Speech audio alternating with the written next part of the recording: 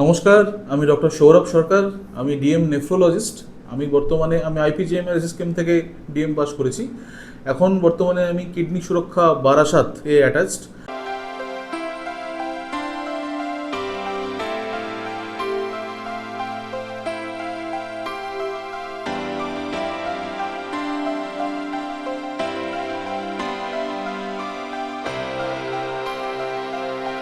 আজকে ডায়ালিসিস নিয়ে কিছু কথা বলি। ডায়ালিসিস নাম শুনলেই আমরা অনেকে ভয় পেয়ে যাই, কারণ ডায়ালিসিস মানে শুনলেই যে জীবনের হয়তো শেষ।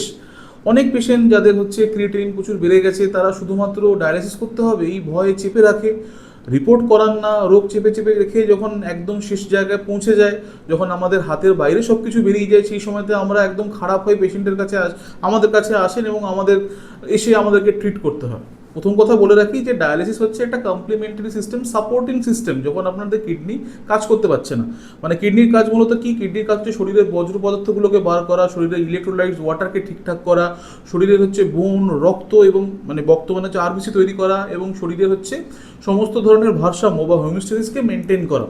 তো এতগুলো কাজ কিডনি করে যাচ্ছে, কন্টিনিউয়াসলি করে যাচ্ছে, ফলে যেটা কিডনি যখন করতে পারে না, সেটাকে আমরা যখন বাইরে থেকে সাপোর্ট দিই, সেটা হচ্ছে ডায়ালিসিস।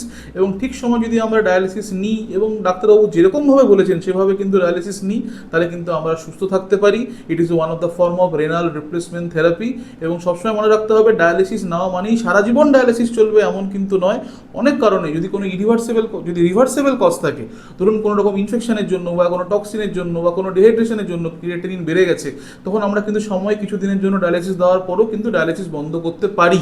ফলে এক প্রপার জায়গায় এসে প্রপার নেফ্রোলজিস্ট ডাক্তারবাবুকে দেখানো, প্রপার চিকিৎসা নেওয়া এবং তার থেকে ফিডব্যাক নেওয়া এবং সেই মতো করে জীবন কাটানোই হচ্ছে প্রপার ব্যবস্থা নেওয়া। Thank you.